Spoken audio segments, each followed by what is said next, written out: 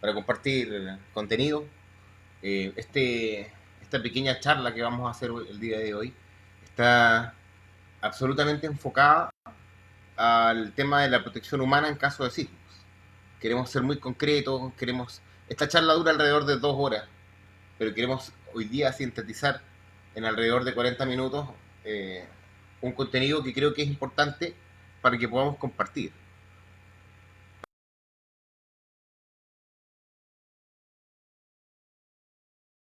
Finalmente con la sociedad, con las personas que protegemos. La idea es darle herramientas a los hermanos bomberos de todos lados de la región.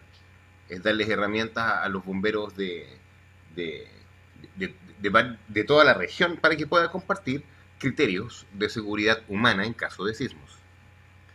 Y el día de hoy, en la charla de seguridad sísmica, que es una charla que ya nosotros tenemos considerada casi como, bueno, de hecho está dentro del paquete que consideramos paquete de gestión de seguridad social.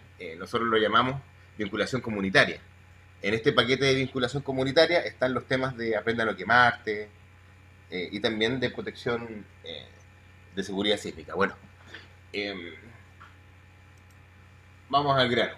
El día de hoy, de hecho, ayer en la madrugada, hoy día en la madrugada, se cumplieron ya 10 años desde el fatídico 27F, que fue un terremoto, el quinto terremoto más importante medido por la humanidad. Y queremos conmemorarlo, acordarnos con mucho respeto. Sin, no nos interesa hacer ningún tipo de crítica a la respuesta, todo lo contrario. Queremos ver un poquito cuánto hemos avanzado, ver el tema también a nivel regional, ya que como comprenderán estamos en una región muy sísmica. Desde México, desde, bueno, desde México hasta la Antártida, estamos sumidos dentro del cinturón de fuego y es lo que vamos a explicar el día de hoy. Vamos a partir por un análisis técnico del tema de la seguridad sísmica y luego vamos a ir metiéndonos más en el tema específico de la seguridad humana en el tema de sismos, que está, como les dije, un poquito enrarecido. Hay mucho de mito al respecto, hay mucho de cuento al respecto, entonces queremos dar indicaciones que salven vidas finalmente, con la humildad que corresponde. Esta charla es una charla que ya hemos desarrollado hace varios años. Al menos esta charla tiene una antigüedad de unos 5 u 8 años. Y ha ido madurando, ha ido aprendiendo, ha tenido una resiliencia propia. Tiene terremotos encima, entonces ha ido también midiéndose en relación a los mismos terremotos que hemos visto, que hemos enfrentado. Insisto, la idea de esta charla no es compartir un conocimiento que sea extraordinario. Básicamente queremos dar indicaciones claras para salvar vidas en un evento sísmico. Entonces, eh, bueno, nosotros siempre damos indicaciones de seguridad. Como comprenderá, esto es una charla online, sí, pero aquí tenemos un compromiso de seguridad. Al menos el compromiso es que usted donde esté piense un momento en la seguridad, en su vía de evacuación, etcétera, y partamos, entiendo que es una charla online, pero no nos olvidemos de los temas de seguridad que son súper importantes cuando queremos hacer cualquier tipo de charla. Entonces, compromiso de seguridad. Desde ahora usted ve su punto de encuentro, etcétera. Está en un lugar seguro recibiendo esta charla. Los invitamos a que nos sigan en nuestras redes sociales. Deadlautaro.com es una página web donde usted puede ver algo de lo que hacemos y donde hay links directos a nuestras páginas de red social. Bueno, pedimos que tenga el teléfono en silencio. Como es lógicamente una charla online, le recomendamos que tenga el teléfono en silencio.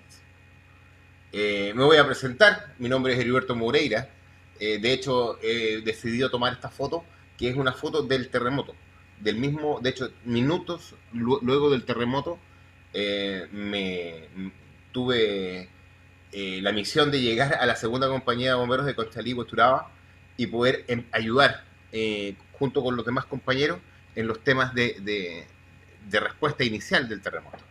Entonces la foto, que es la única foto que recuerdo que que existe del terremoto, por lo menos de mi parte, la tomó un gran compañero, un gran hermano, que es Eduardo Jopia, que en ese momento también era bombero de la segunda compañía de bomberos de Conchalí, y es para mí una experiencia preciosa haber podido cooperar algo en el terremoto. Bueno, yo soy magíster en seguridad industrial, diplomado en protección contra incendios, ingeniero en seguridad industrial, tengo una mención profesional en control y prevención de incendios, y no me voy a alargar mucho en mi presentación. Me gusta resumir en el tema, simple y llanamente indicando que soy un profesional de la seguridad humana, y en el link que usted ve aquí al lado de mi nombre, usted puede ver mi currículum completo. Me voy a enfocar a la presentación, que es en realidad a donde quiero ir. Eso sí, independiente de lo que yo ostente como título, siempre soy un eterno ignorante, me equivoco cada 2 segundos, aprendo todos los días, etcétera, ¿no? Desaprendo para aprender, como todos. Bueno, en relación al contenido de esta charla, vamos a dividir nuestras charlas en 4 secciones. Vamos a tener una sección que tiene que ver con definiciones técnicas, o definiciones como tal. Luego vamos a hacer un análisis técnico del tema sismos, para luego hacer un análisis comparativo entre varios sucesos sísmicos que se han dado en la región, para finalmente rematar en recomendaciones. Es súper importante que cuando hablemos del tema de seguridad sísmica, a las personas, a los adultos a los que nos estemos refiriendo, le pongamos un entorno técnico. No podemos llegar a las recomendaciones desde la nada. Por eso es tan importante hacer un preámbulo técnico para poder enmarcar las recomendaciones dentro de un conocimiento básico, que nos permita comprender estas recomendaciones. Bueno, seguimos. Esto es importante siempre que, insisto, esto es una charla de 2 horas que la vamos a mega resumir, y se la voy a entregar como quien estuviese entregándole esta charla a otro instructor, para que haga efecto multiplicativo de la charla.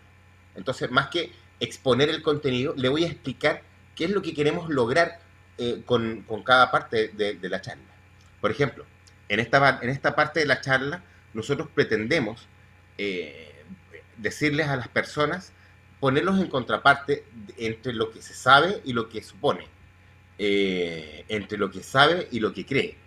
Y mostramos algunas imágenes de Hollywood que no tienen nada que ver con la realidad, que en realidad sirven para sembrar más ignorancia dentro de personas que ya somos ignorantes, solamente por el hecho de no tener conocimiento pleno en relación al tema de la seguridad sísmica. Ya somos ignorantes en muchos aspectos.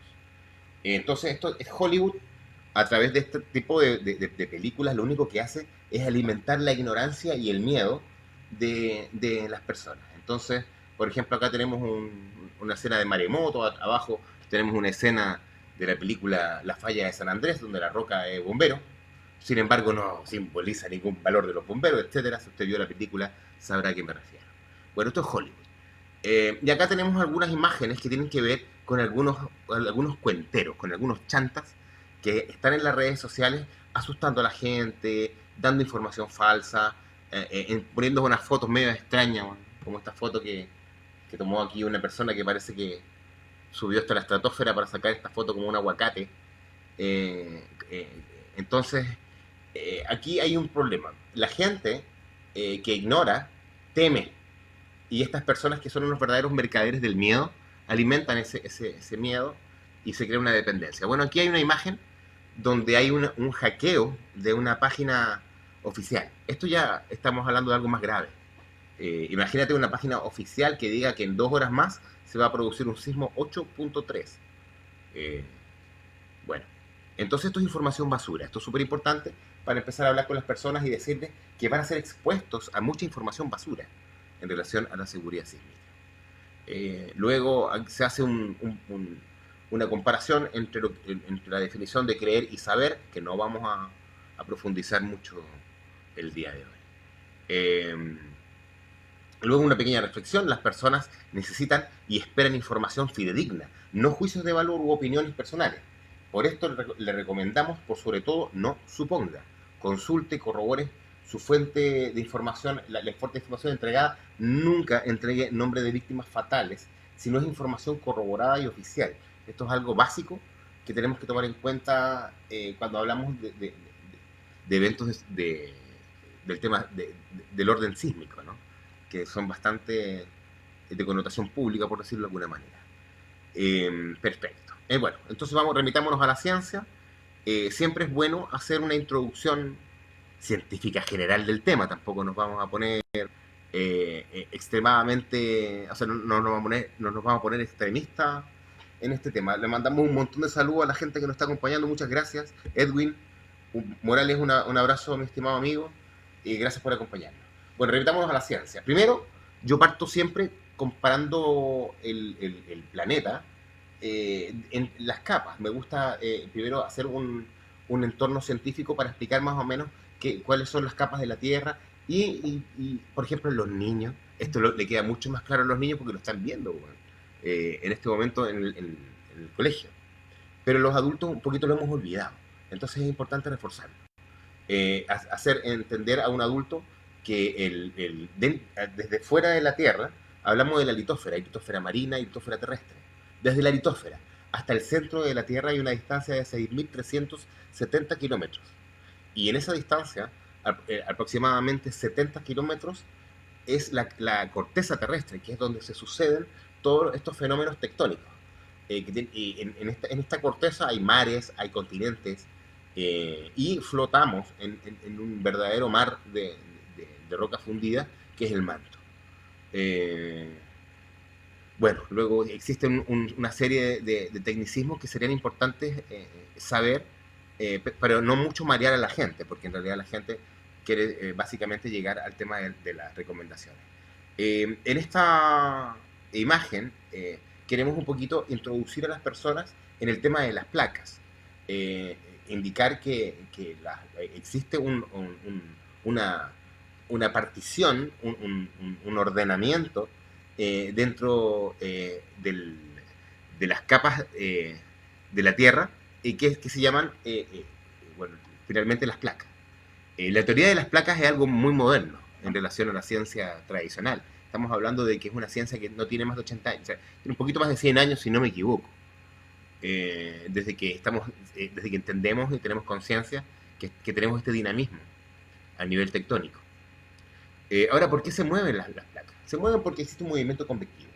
Como les dije, no voy a profundizar tanto en los temas técnicos, me voy más a abocar a las recomendaciones, pero es importante entender que el movimiento de placas se da por un movimiento convectivo. Entonces nosotros tenemos acá un pequeño video que es donde explicamos el movimiento de las placas, que lo vamos a ver un poco. Aunque parezca que la superficie de la Tierra es muy estática, en realidad se mueve. El aumento y la disminución del calor en el interior de la Tierra provocan corrientes de convección. Estas pueden empujar las placas, lo que hace que se separen algunos centímetros al año. Puede parecer insignificante, pero los efectos son terroríficos. Es lo que provoca los terremotos. Produce los volcanes. Crea las montañas. Y tras millones de años, mueve continentes enteros. Las placas tectónicas producen todos estos espectaculares acontecimientos. Y se pueden mover de tres formas diferentes. Se pueden separar, juntar o deslizarse una respecto a otra. Cuando dos placas se separan, se crea un borde llamado límite constructivo. Esto suele suceder bajo el mar. Al separarse las placas, el magma líquido asciende, lo que puede hacer que una cadena de volcanes entre en erupción. Con el tiempo, el magma se enfría y forma nuevas rocas en la superficie. Cuando dos placas presionan la una contra la otra, se pueden producir dos efectos. Si las dos placas son masas continentales, ambas superficies se elevan por la presión y forman una montaña. Esto es un límite de colisión.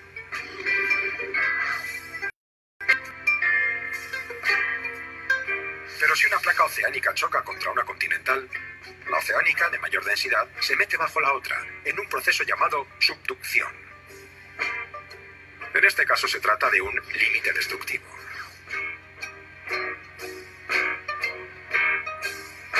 La corteza que se ha hundido se funde para formar magma, lo que puede desencadenar terremotos y potentes erupciones. Cuando las placas se deslizan lateralmente, se genera un límite conservativo.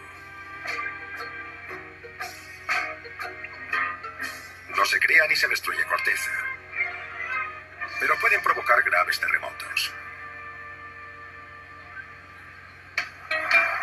El movimiento de las placas implica la continua remodelación de nuestro entorno a través del calor interno del planeta.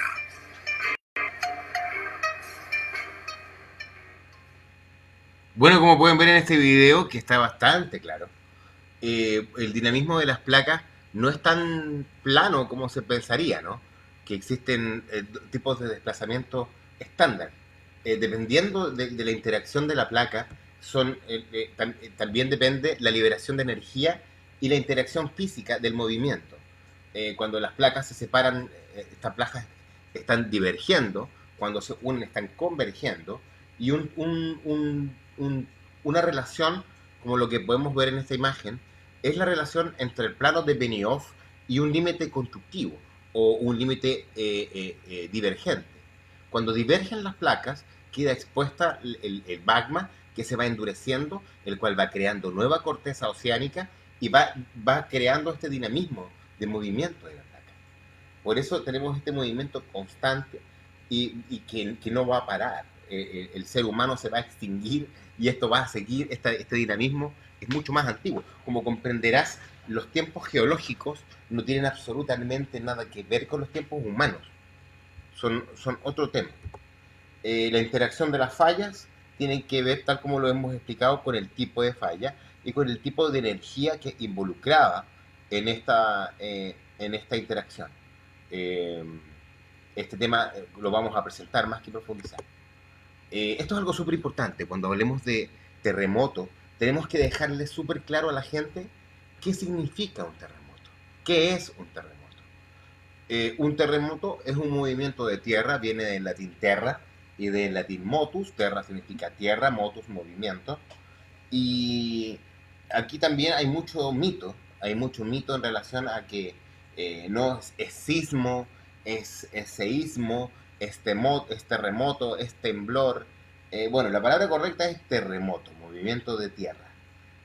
Si alguien te hace una pregunta, ¿un movimiento grado 1 será un terremoto? Sí, señor, es un terremoto. Si yo estoy parado en la esquina y pasa un camión y se mueve la tierra, ¿es un terremoto? Sí, es un terremoto. No le peleé al concepto. Tiene que dejarlo muy claro. Aquí hay 4 conceptos que también tenemos que dejar muy en claros a las personas y sobre todo tener muy en claros nosotros, porque si no, no podemos dar consejos en relación a la seguridad sísmica.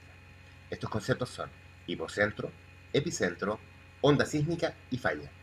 Cuando expliquemos hipocentro, tenemos que decir a las personas que el hipocentro es el lugar donde se produce la liberación primaria de energía. Es donde la interfalla produce la liberación de la energía primaria.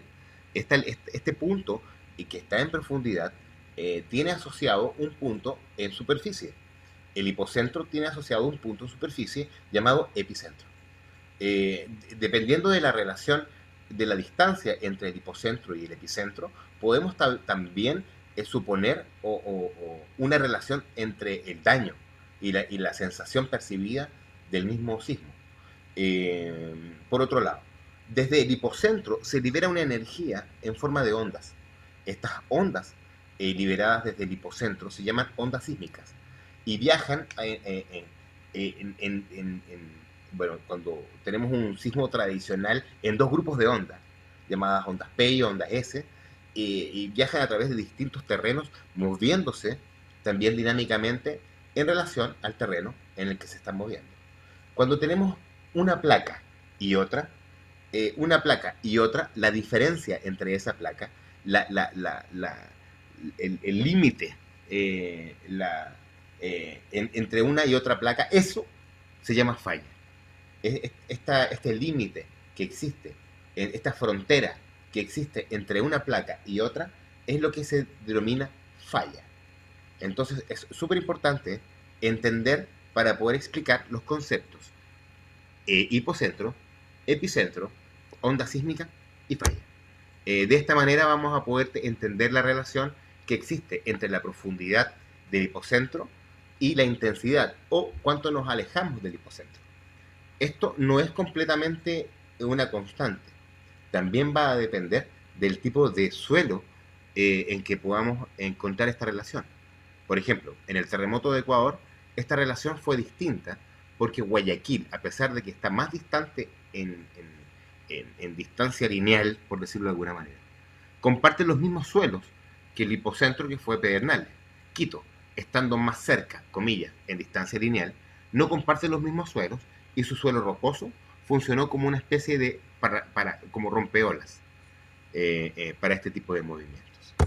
El plano de Benioff es un concepto súper interesante que ha sido estudiado y analizado en los últimos años. Y es la relación que tienen los grandes movimientos telúricos con la alimentación de las cámaras magmáticas de los volcanes. Acá hemos podido entender la relación directa que existe entre la actividad volcánica como tal y los grandes terremotos. Aquí hablamos un poco de tsunamis, hablamos del crecimiento de la ola, de la altura de la ola, distancia de inundación, temas que me gustaría que usted profundizara también dentro de esta misma presentación para que lo pueda presentar. Ahora, algo súper importante cuando hablamos del tema de la protección sísmica. Hay que dejar muy claro cuál es la diferencia entre intensidad y magnitud. Y entender que la intensidad está asociada a Mercalli. La intensidad está asociada a los efectos, al daño que produce el movimiento telúrico en las construcciones. Eso es la intensidad. La escala de Mercalli es más antigua que la escala de Richter. La escala de Mercalli, cerca del principio de los 1800, es una escala que se basa en una observación empírica de los datos, o sea, en la observación, en el análisis del daño. Ahora, la magnitud, que tiene que ver con la energía liberada, que se mide a través de un instrumento llamado sismógrafo, es una escala más moderna, que nos entrega un número duro que podemos analizar y que podemos obtener de manera muy rápida. Mercalli a pesar de que actualmente existe una escala reformada de Mercalli, una escala más moderna, donde se meten otras variables como tipo de construcción, etcétera, no tenemos la capacidad para obtener este dato de manera tan rápida como es en Richter. Actualmente tenemos aplicaciones que nos entregan este dato de manera casi instantánea. Un abrazo a los hermanos de Perú, José Jesús Valencia, colega. Un abrazo también a los hermanos de Zamora. Bueno, Mercalli. Mercalli, como les dije, es una escala un poco más antigua. Se mide en 12 grados. Y mide la intensidad, el daño producido por el terremoto. Los niveles más bajos de esta escala se basan en la sensación percibida por las personas. Y los niveles más altos en el daño estructural observado. Richter. Y esto es importante. Cuando comparamos, por ejemplo, el terremoto del 27F en Chile con el terremoto del 16A de Ecuador, podemos encontrar que el de Chile fue 8.8 y el de Ecuador fue 7.8. Si lo vemos de manera muy banal e ignorante, vamos a decir, oye, solamente existe un punto de diferencia entre uno y otro. Entonces no hay mucha diferencia. Bueno, resulta que sí hay mucha diferencia. Entre uno y otro punto existen 32 veces la intensidad entre uno y otro punto, porque la escala de Richter no es una escala lineal, es una escala logarítmica. Es una escala que está basada en niveles logarítmicos donde entre uno y otro nivel existen 32 veces su poder. Esto es súper importante para poder explicarlo también. Entonces acá tenemos las escalas comparadas, la escala de Mercalli con la escala de Richter. Y podemos entender, por ejemplo, que el terremoto de Chile, a propósito de los 10 años del 27F, llegó a una magnitud de 8.8, siendo el quinto más fuerte registrado por el ser humano, lo cual es un número muy importante. Ahora, cuando lo vemos en relación a Mercalli, vemos también que el movimiento en Chile llegó hasta el grado 9. ¿Y por qué? Porque un movimiento con tanta liberación de energía produce tan poco daño. Y acá hay un concepto súper importante que es la resiliencia constructiva que ha tenido Chile. Chile, bueno, los chilenos generalmente decimos que lo que tenía que caerse ya se cayó en los terremotos. Entonces lo que no se ha caído no se va a caer porque está firme o está bien construido. Bueno, de alguna u otra manera tienen mucha razón. Hay mucha razón en esa afirmación. Sin embargo, aquí como chilenos también estamos aceptando el factor de muerte mayor de un terremoto. El factor de muerte mayor de un terremoto no son los bomberos, no es el rescate. El factor de muerte, el factor de sobrevida, por mirarlo desde otro ángulo, el factor de sobrevida mayor en un terremoto no es el rescate. El factor de sobrevida mayor a un terremoto es la preparación que esta sociedad tenga en relación a los riesgos específicos a los que está expuesto. Si sabemos que en Santiago, o Chile Chile en general, es un país muy sísmico, entonces nuestras construcciones tienen que considerar este factor de riesgo porque no lo vamos a eliminar. Mientras sigamos peleando contra el factor de riesgo, nos vamos a enfrentar a un escenario terrible, como el que enfrentamos en Ecuador, donde desconocimos el factor de riesgo, no por un tema de ignorancia, sino que por un tema de temporalidad. El último gran terremoto que tuvimos en Ecuador fue en 1809. Entonces lo perdimos de vista. La experiencia chilena, que es constante, la resiliencia, que no es otra cosa más que un trago amargo donde tú aprendes a base de desgracia, ha hecho que en Chile se tenga una preparación mucho mayor en el tema de la construcción, porque hemos aprendido que el factor que salva vidas no es el rescate, no es la fuerza de tarea, no es el perrito, es la construcción y la cultura que tengamos frente al tema constructivo. Eso es el factor mayor de muerte o de sobrevida, dependiendo de cómo lo estemos mirando, en un gran terremoto. Lógicamente, que las fuerzas de tarea, que los bomberos, que los perritos, etcétera, son un gran apoyo, pero no son la solución al tema. Y aquí también destacar la madurez que ha tenido Chile en relación a su tema de rescate. En esta época, hace 10 años atrás, no tenía una fuerza de tarea acreditada internacionalmente, ahora lo tiene, están trabajando duro, etc. Y eso es muy destacable. En la región, los bomberos chilenos son un ejemplo a seguir. Y eso llena de orgullo lógicamente deja una escala súper alta al trabajo que hace Bomberos Chile. Y nada, solamente destacar que Bomberos Chile se demoró un tiempo en esto, que es un proceso, que los procesos no son automáticos ni mágicos, que hay mucho que entregar y mucho que aprender también. Tsunami o maremoto, ¿cuál es la palabra correcta? Señores, es lo mismo. Yo siempre bromeo un poquito con este tema en las charlas y digo que los japoneses reinventaron la palabra maremoto, que ellos le pusieron tsunami. Y tsunami significa ola de bahía, ola de puerto, que básicamente es lo mismo. Y digo que lo reinventaron porque los agarran a sunimazazos a cada rato, entonces ellos tienen derecho. Un poquito jugando lúdicamente con el concepto, pero es lo mismo. El concepto maremoto, que es movimiento de mar, mare, mar, motus, de nuevo, movimiento. ¿Cómo se produce un maremoto? Esto es súper importante. La perturbación del lecho marino hace que se produzca una especie de volumen, como una hinchazón del lecho marino, y hace que se levante esta columna de agua y se empieza a producir un fenómeno de desplazamiento de masa de agua, uno que va mar dentro y uno que va también a la costa. Al acercarse a la costa se produce un retroceso del talud marino y es este efecto donde podemos ver que la costa hay un retroceso. Y aquí también algunas recomendaciones. Si estamos en la costa y vemos y sentimos un movimiento muy fuerte que nos bota al suelo, por ejemplo, es una clara señal de abandonar la costa y de ir a un lugar de protección de tsunami. Cuando hablamos de protección un lugar de protección de tsunami, hablamos sobre la cota 15, sobre 15 metros. O sea, alrededor de un cuarto o quinto piso, usted, entre comillas, estaría en zona segura.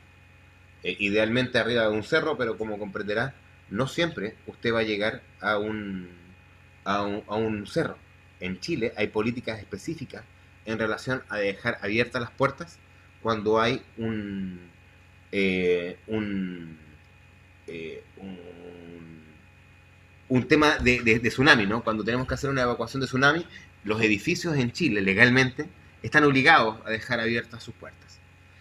Bueno, entonces esto que no es una gran ola como la ola que vimos en la película de Luchino, sino que más bien es un tren de olas, se va produciendo un daño que va mermando una y otra vez. Generalmente el daño más importante en el caso de maremoto son lógicamente el tema de ahogamiento y destrucción de, de algunas construcciones.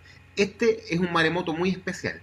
Es un maremoto que no tiene un origen sísmico. Eh, Esto es un colapso, como ustedes pueden ver, del Neo Krakatoa. El Neo Krakatoa produce un colapso, como lo acaban de ver en la imagen, de casi la mitad de una montaña.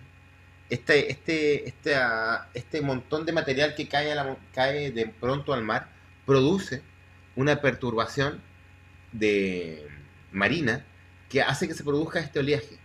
Este oleaje, cuando llega a otro punto de la isla, produce un maremoto que no habíamos visto antes, que es un maremoto que no tiene un origen tectónico, o sea, de un terremoto como tal, sino que más bien es un origen por destrucción de una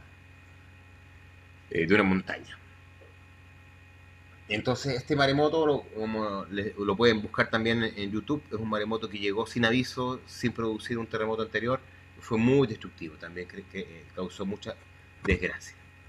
Este es el cinturón de fuego, me demoro un poco en explicarlo, le recomiendo que se tome su tiempo.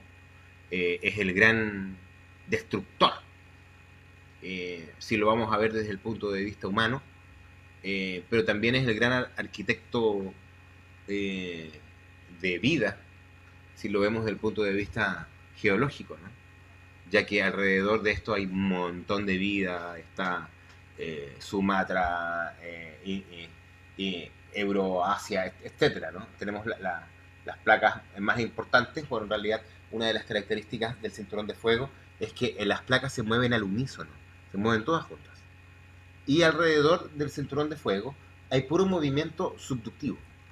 O sea, alrededor del cinturón de fuego, el cinturón de fuego insiste con meterse bajo los continentes y producir uno de los movimientos más violentos que existe, que es el movimiento subductivo. Este movimiento subductivo es muy dañino, insisto, cuando hablamos del punto de vista humano, pero cuando hablamos del punto de vista geológico, insisto, es un gran arquitecto de montañas, de vida, de islas.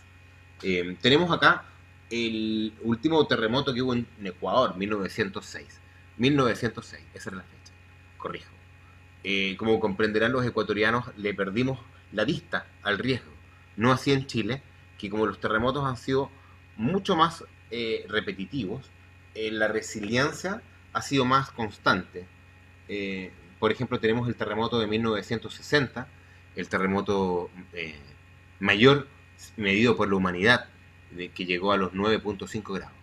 No creo que haya sido el más grande que haya sufrido la Tierra, pero sin embargo es el más grande lejos que la humanidad al menos haya registrado. Esto es algo importante. Me preguntan siempre cuál es la forma de que yo pueda explicar el tema de la alerta temprana.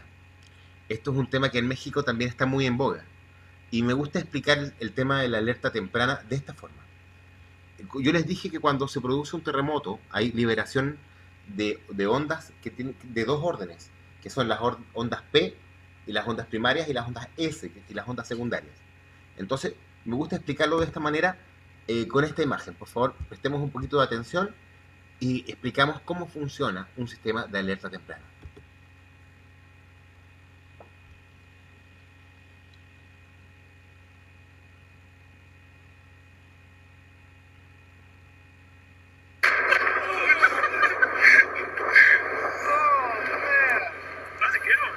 Bueno, ¿qué es lo que acabamos de ver en esta imagen? Lo que acabamos de ver en esta imagen fue lo primero que vimos fue cómo la luz, a lo lejos vemos la luz, que la luz es lo más rápido que podemos notar, y luego viene la onda de choque. La onda de choque está disociada a la onda de sonido. La velocidad del sonido son 340 metros partido por segundo. Y acá tenemos velocidades que son mucho mayores. Las ondas P, por un lado, tienen una velocidad superior a los 6 kilómetros por segundo. Este tipo de ondas no son destructivos, son el tipo de ondas que detectan los animales, por ejemplo. ¿Qué quiere decir esto? Un sistema de alerta temprana lo que detecta son las ondas P. ¿Qué quiere decir esto? Que para poder detectar de manera efectiva necesita estar a una distancia suficiente para que este alertamiento sea suficiente para poder hacer que las personas, ejemplo, puedan evacuar.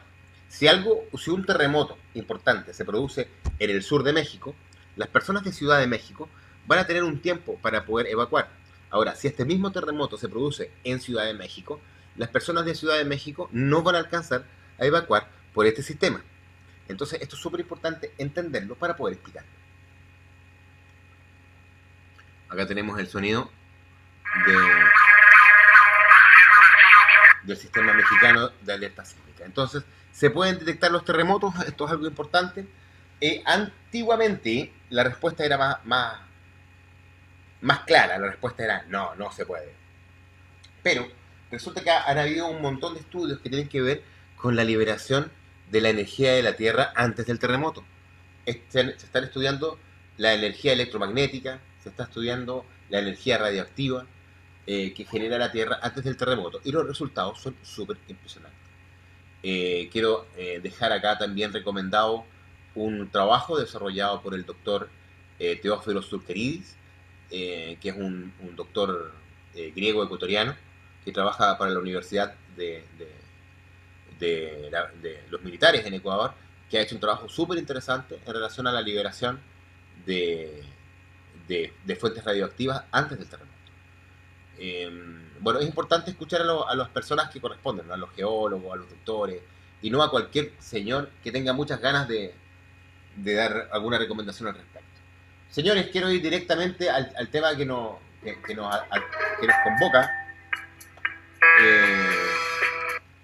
Acá tenemos una muestra muy rápida, 15 años de terremotos en 45 segundos, pero quiero llegar a las recomendaciones. Ya estamos llegando al tiempo que nos habíamos propuesto como tiempo límite, y por eso quiero llegar rápido a las recomendaciones. Este es un terremoto que, insisto, ha sido el más alto medido por la humanidad, 9.5 en Valdivia, con más de 5.000 muertos.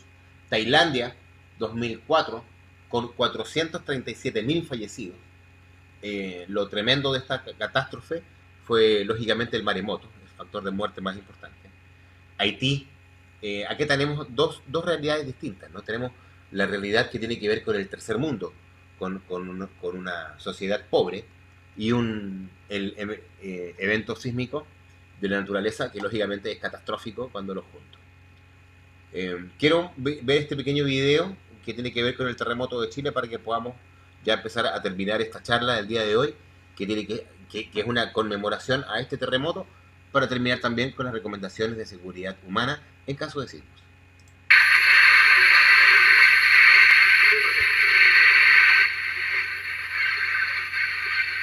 Este es el Aeropuerto Internacional de Santiago a la hora del terremoto. El pánico se apodera de los viajeros, asombrados por la magnitud del movimiento.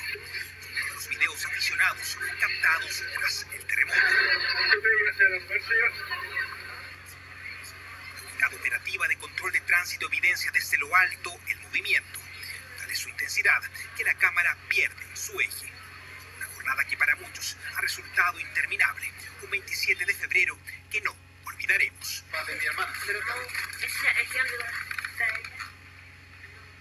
Fue en la habitación mitad de la noche y puso en práctica toda la ayuda oficial y la organización que está dispuesta para responder a emergencias como esta. ¿Cómo reaccionó el gobierno, la autoridad a través de todo Chile y centralizado en la ONEMI? En la siguiente nota.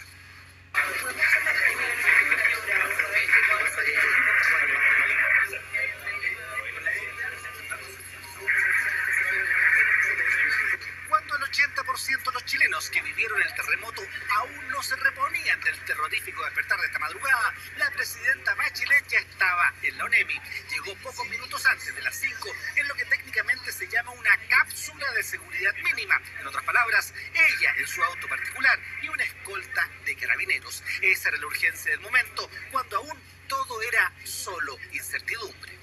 Tranquilidad, ¿no es verdad? Y esperar que se van a estar restableciendo rápidamente todos los sistemas de comunicación, de luz. Por el momento se sabe que en las 4 regiones más populosas se cayó el suministro eléctrico y en las más afectadas también el del agua. Las comunicaciones colapsaron, no funcionaron la red telefónica fija ni celular y de internet ni hablar. Para colmo de males, las carreteras y sobre todo los puentes recibieron la peor parte. El problema más importante está entre San Javier y Parral, estamos haciendo un desvío. Hemos cerrado los puentes cuando tenemos preocupación. Esto ha sido un sismo muy serio, muy grave el que ha tenido lugar y estamos en un proceso de normalización, en un proceso de búsqueda de normalización tanto en el transporte como en las telecomunicaciones. Más dramática aún es la situación del daño a las viviendas de miles de chilenos. Podríamos tener alrededor de 500.000 viviendas con daño severo y alrededor de 1,5 millones de viviendas afectadas con distintos grados de daños en sus casas. Esta situación obligó a las autoridades del Ministerio de Educación a postergar el inicio del año escolar hasta el lunes 8 de marzo entre la región de Valparaíso y la de la Araucanía, incluyendo la metropolitana.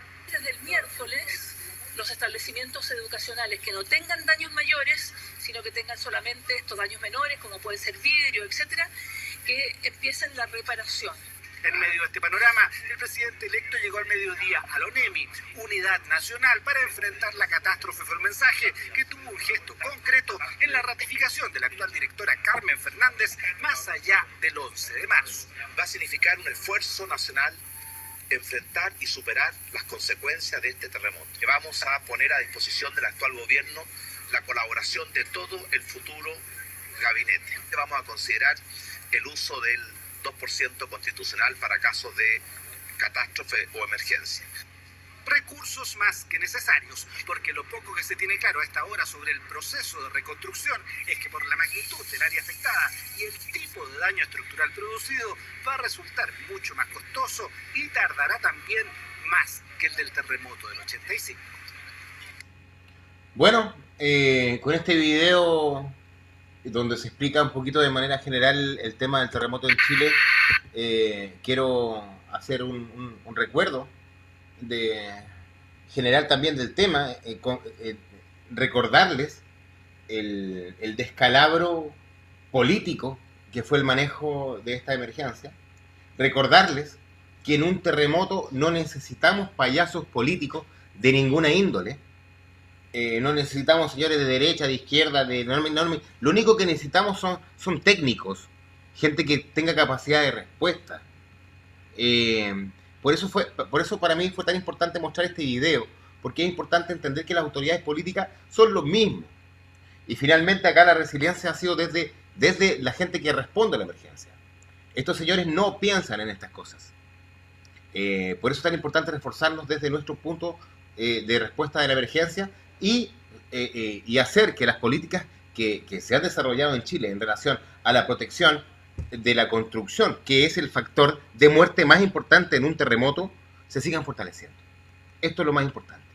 No existe ni un país, ni una ciudad que diga yo tengo la fuerza de tarea para enfrentar un terremoto en mi ciudad, no necesito ayuda. No, señores. No existe. Yo pude ver cómo mis hermanos chilenos nos vinieron a ayudar acá a Ecuador, y también yo estuve en Chile para el terremoto y nos vimos superados siempre. Acá vamos a tener que ser súper humildes y tener establecidos los sistemas de ayuda de manera clara y efectiva para poder salvar más vidas. Señores, Japón fue un terremoto que también nos dejó impactados, sobre todo por la capacidad de resiliencia de esta sociedad. Tremendo. Estas imágenes que hubiesen significado cientos de miles de víctimas fatales en Sudamérica, para ellos solamente significaron alrededor de 16.000 muertos, lo que es para este tipo de tragedia un número muy, muy envidiable. Ecuador.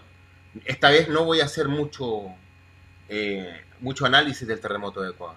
Lo único que voy a decir es que Ecuador es una sociedad que no tenía la resiliencia ni la preparación, lo que significó que se respondiera muy mal el terremoto. Le metimos máquinas a las 2 horas y el manejo fue terrible. Y acá, bueno, algunas imágenes del terremoto en Ecuador. Este es el EQ 911 de Ecuador. En este sector es donde se supone se hacen recepción de las llamadas de emergencias en caso de despachos en Ecuador, en Guayaquil específicamente. Este lugar fue afectado tal cual usted lo está viendo, y este lugar que nosotros visitamos y luego hicimos un par de charlas, nos confesaron de que no tenían un plan de emergencia donde se contemplara el tema de terremoto, porque jamás había habido un terremoto. Acá, por ejemplo, tenemos el epicentro en Ecuador, Pedernales. Todo lo que usted va a ver ahora son personas que nunca habían sentido un terremoto de esta magnitud. Como comprenderás, el movimiento es muy violento. Este es uno de los pocos lugares que quedaron en pie.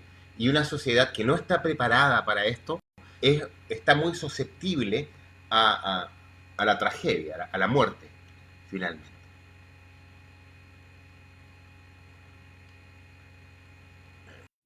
Sí, estoy leyendo algunos comentarios y bueno, los comparto plenamente. Bueno, yo creo que los comparta, usted tiene el pleno derecho a expresarse como usted quiera. Se respeta todos los comentarios. En esta imagen muy dura se puede ver un rescate que se hace en el norte de Ecuador, en realidad cerca del epicentro, donde se levanta una losa donde abajo están atrapados 2 niños bajo los cuerpos de los padres ya fallecidos. Es una imagen durísima que generalmente la usamos para enseñar de que en un terremoto lo que se necesita es ayuda profesional y no turismo de rescate, como lo hemos denominado algunas veces, ¿no? Gente que quiere ir a ayudar, pero en un terremoto usted no basta que quiera, sino que tiene que tener la oportunidad y la capacidad también. El primer trabajo asignado por el ejército es hacer una búsqueda acá en este centro comercial que está absolutamente colapsado. En este momento vamos a armar el CAN y el equipo para poder tratar de ver cómo ayudamos. Bueno, en esta imagen horrorosa donde yo filmo, tenemos el supermercado, en realidad es un centro comercial, Navarrete, si no me equivoco, que colapsa, y finalmente desde este punto sacamos más de 160 víctimas fatales, transformándose en uno de los puntos con más fallecidos en Ecuador. Algunos temas en México. Acá tenemos vamos a poner cómo se mueve México, que en realidad estamos hablando de un escenario muy terrible, muy familiar. Cuando ya hemos vivido los terremotos en Chile, en Ecuador, nos damos cuenta de que nuestra vulnerabilidad frente al riesgo es transversal. Nos estamos enfrentando al mismo enemigo y al mismo factor de muerte, finalmente, que nuevamente son las construcciones.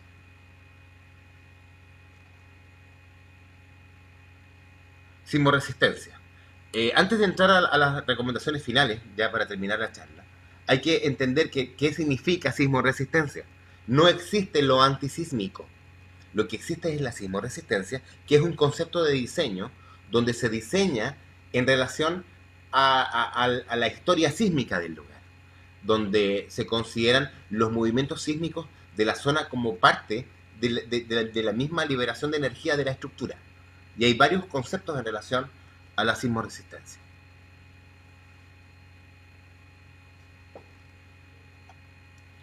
Sí, bueno, como bien lo dice Xavi, eh, siempre estamos muy cuidadosos en no ser estorbo dentro de un rescate. Por ahí en Ecuador fueron a ayudar a México sin ninguna solicitud oficial de México. Entonces, a pesar de que existieron las ganas, finalmente nos transformamos en un estorbo. Y hay que tener mucho respeto en esto. Usted se gana sus títulos de una buena configuración de rescate en el tiempo. Hay que tener aquí calma y ser humilde y trabajar en el tiempo. Usted, si quiere hacer una fuerza de tareas, eso no lo va a tener en una semana, en 2 semanas, en 3 semanas, en un mes, ni en un año. Es un trabajo largo y muy serio. Bueno, este señor explica de manera espectacular 4 conceptos. Yo sí le voy a poner toda la atención del mundo porque este señor me ha ayudado con este video a explicar 4 conceptos que son periodo, aceleración, centro de masa y flexibilidad. Por favor, escuchemos a este caballero. El ir y venir es un periodo, ¿de acuerdo? Y el periodo está en función de 2 cosas, de la rigidez del elemento, en este caso la solera, y de la masa. Este es un piso y esto es una columna. Entonces, los periodos varían en función de la masa. Este tiene otro periodo, este tiene otro periodo, este tiene otro periodo, y depende de dónde yo coloco la masa, si la coloco aquí o la coloco aquí, el periodo se altera, ¿de acuerdo?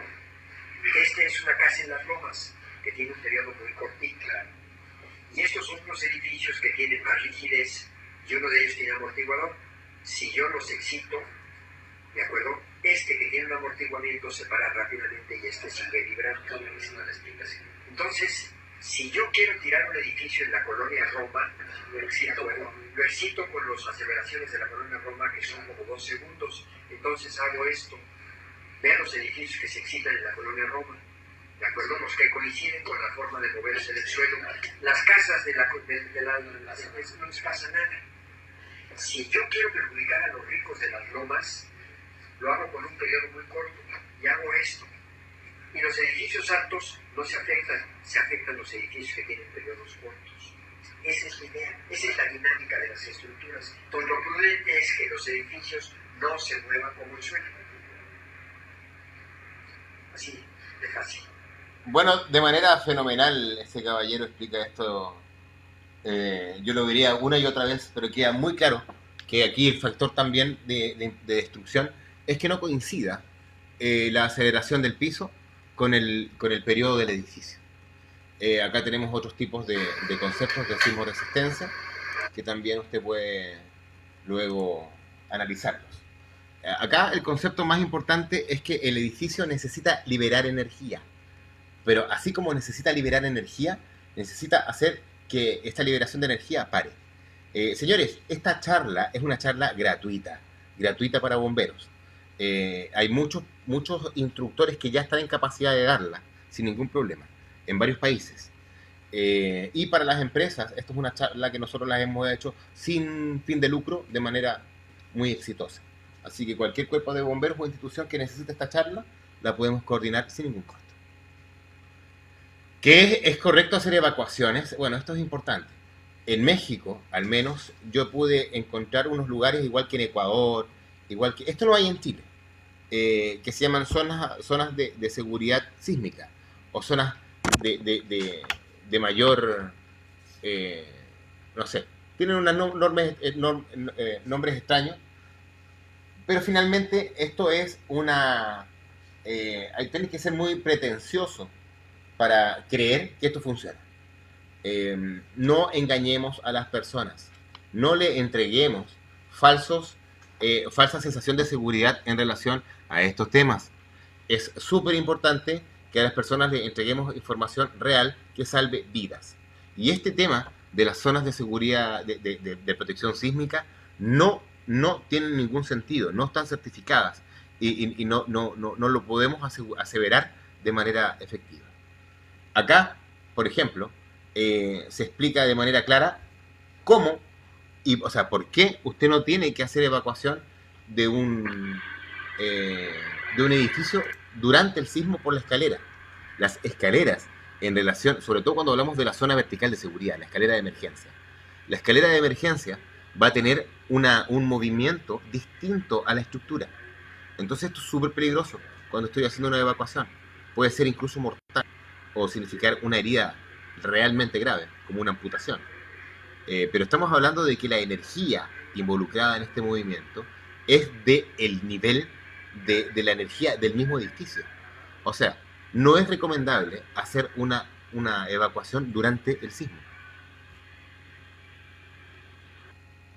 Derrumbe súbito catastrófico, esto es un concepto súper importante que me lo han preguntado varias veces. Me han dicho, si yo estoy en el piso 8 y el edificio se derrumba, ¿qué puedo hacer?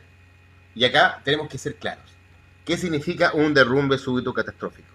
Tenemos que ver que cuando, por ejemplo, en esta imagen, tenemos esta estructura de la esquina superior izquierda, que se derrumba de pronto, se derrumba como se derrumba una estructura, sin un orden geométrico exacto, sino que se va como de lado, en un derrumbe tipo pastel, que luego se transforma en un colapso total de la estructura. En este tipo de derrumbe, en un derrumbe súbito catastrófico, usted tiene muy pocas probabilidades de sobrevivir.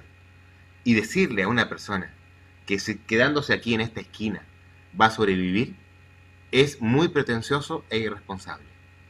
Tenemos que entender que en este tipo de derrumbe, en un derrumbe súbito estructural catastrófico, la probabilidad de sobrevida es muy baja y es aleatoria. No tiene nada que ver con encontrar un buen triángulo de vida, por decirlo de alguna manera. Tenemos que ser muy claros, muy honestos. ¿Quiénes son las personas que nos asesoran? Bueno, acá no sé si ustedes han visto este video. En la parte de la sien izquierda, donde tuvo pérdida de dos incisos, uno canino y el otro molar. A la vez presenta hematomas en el plato izquierdo, debajo de la tetilla. Al parecer fue debido al impacto que tuvo una serie de ahogamientos en la ótida, la carótida y la aorta. Vamos a ver si se traslada al hospital para hacer una serie de exámenes donde van a valorar verdaderamente cuál es el estado del paciente. Por el momento, estado reservado. ¿Cuál es su nombre, doctor? No, yo no soy doctor. ¿No es usted de medicina forense? No, yo me voy a bajar ahí en la moto para ver el accidente. Bueno, como acabamos de ver a este referente técnico, una y otra vez nos equivocamos con lo mismo. Escuchamos a charlatanes, weón. A mí no me interesa tu abolengo, a mí no me interesa tu postura política, a mí no me interesa que seas amigo del alcalde, a mí no me interesa, a mí lo único que me interesa es que tengas el profesionalismo para salvar vidas. ¿Cachai? Que nosotros necesitamos servidores públicos.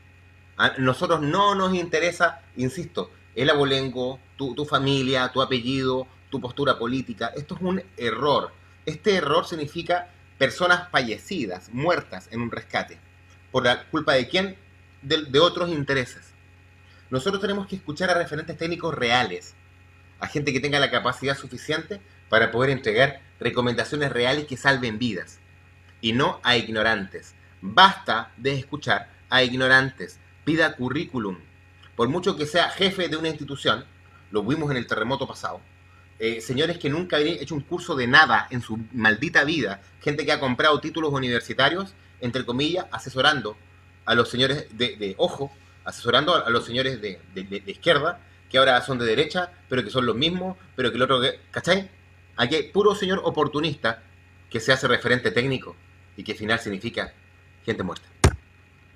Así que, ojo con quién estamos escuchando. Necesitamos profesionales. Mito, prensa y política.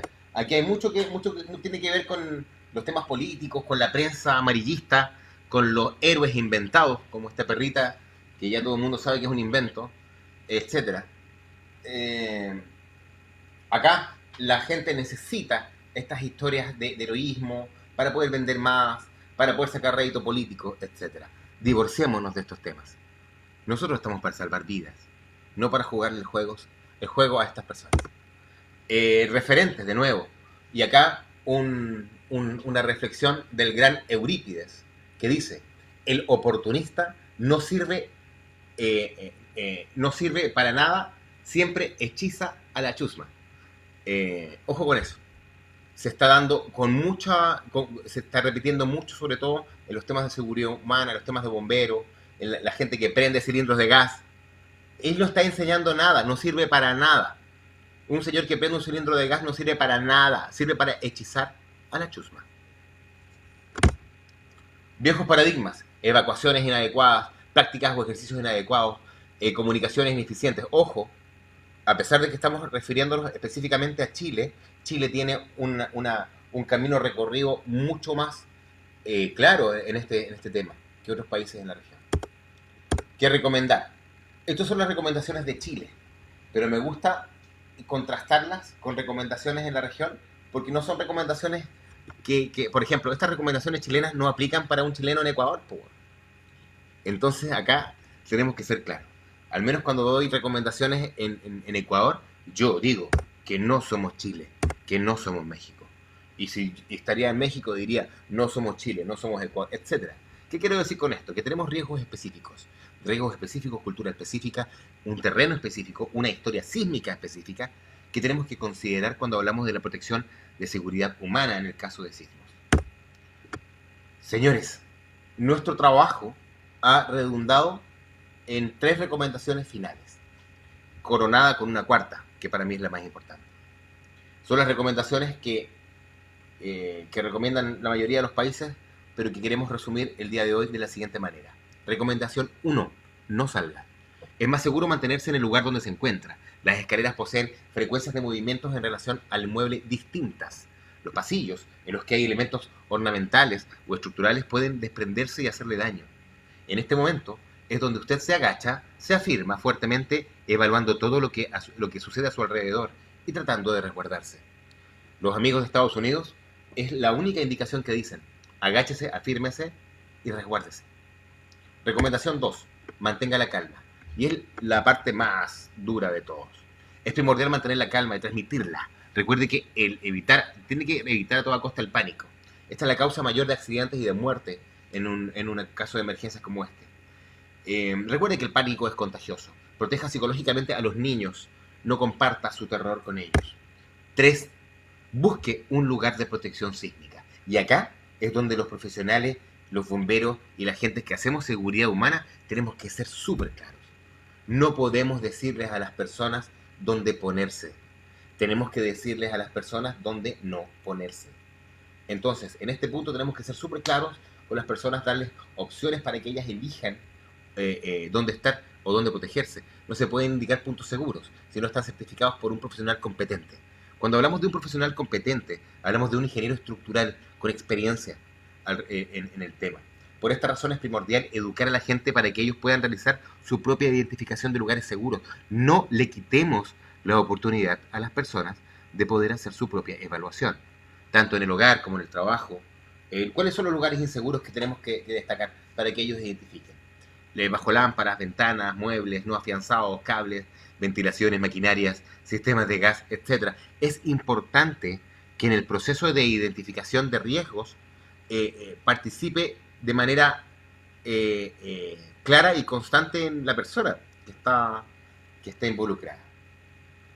Entonces, ese es nuestro paso 3, tenemos que enseñarles a las personas cuáles son los lugares de mayor riesgo, que los muebles que tienen un centro de masa superior van a caer, que tienen que estar afianzados.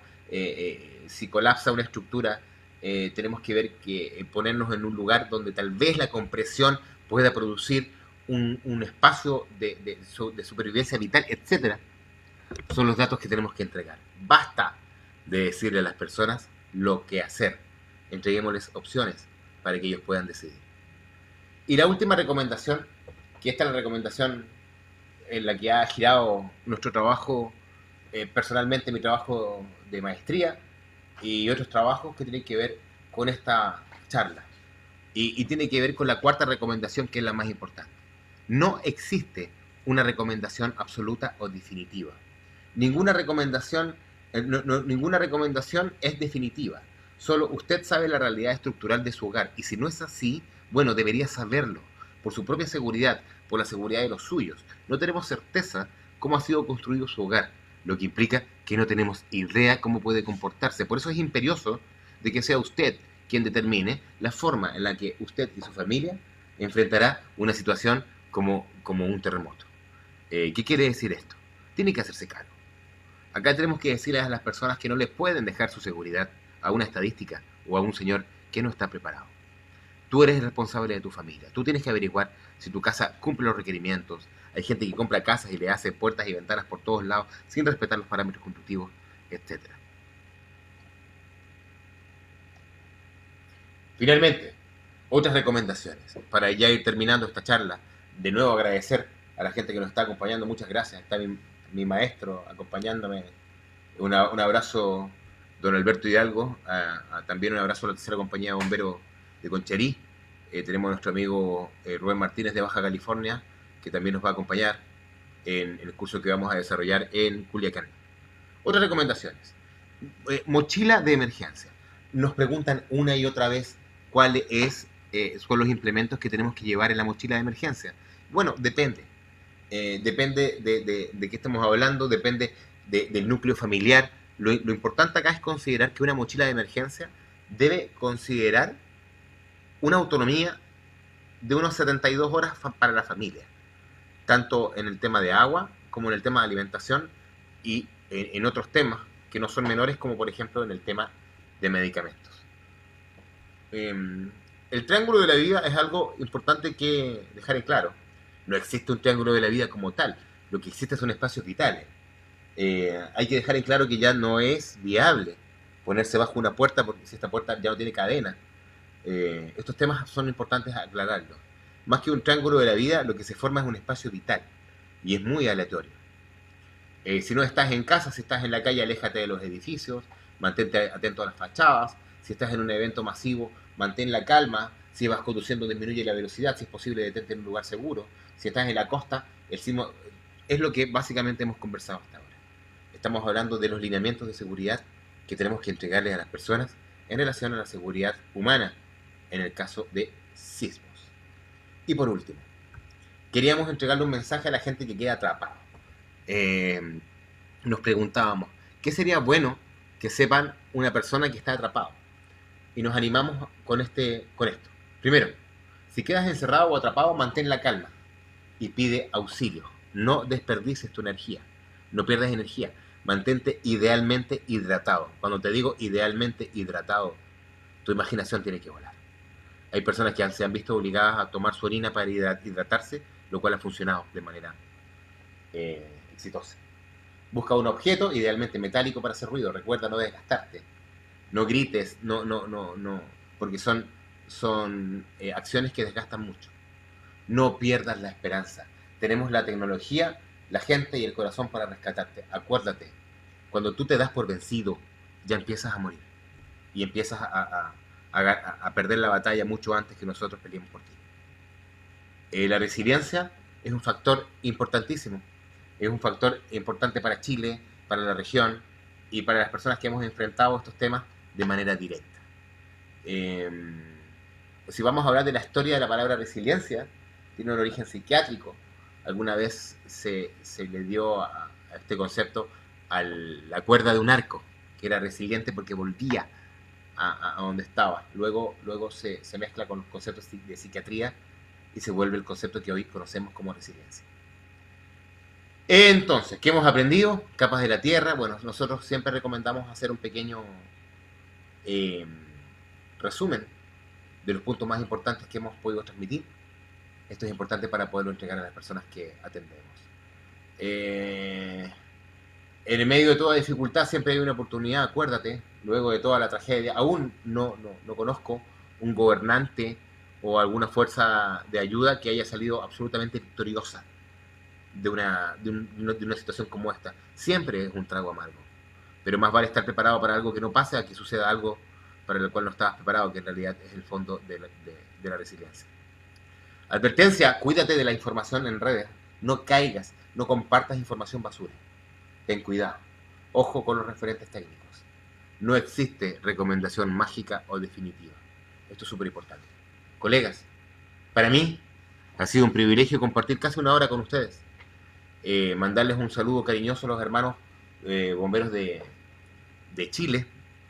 que ya conmemoran 10 años de esta tragedia. Mandarle saludos a mis hermanos bomberos de Ecuador. Bomberos de Ecuador, un solo corazón, basta de divisiones. Tenemos que estar juntos para poder servir mejor. Los invito al curso que vamos a desarrollar en Santa Elena. Estamos agradecidos por la invitación que nos han dado para ir al Congreso de Mazatlán. Así que tenemos un montón de sorpresas y actividades este año. Estamos muy agradecidos, muy contentos. Colegas, muchas gracias. Esta pequeña charla está dedicada a conmemorar los 10 años del 27F y entregar lineamientos de seguridad humana en caso de sismos. Un abrazo, Oscar, a Tultepec, Estado de México. Esperamos vernos pronto y los invitamos a... Voy a dejar el material aquí, en la descripción. Dejen sus consultas, podamos discutir. Y en la descripción del video también voy a dejar el material para que usted pueda descargar esta presentación. Muchas gracias. A nombre del DET Lautaro Nacional, como siempre, un privilegio haber compartido con ustedes.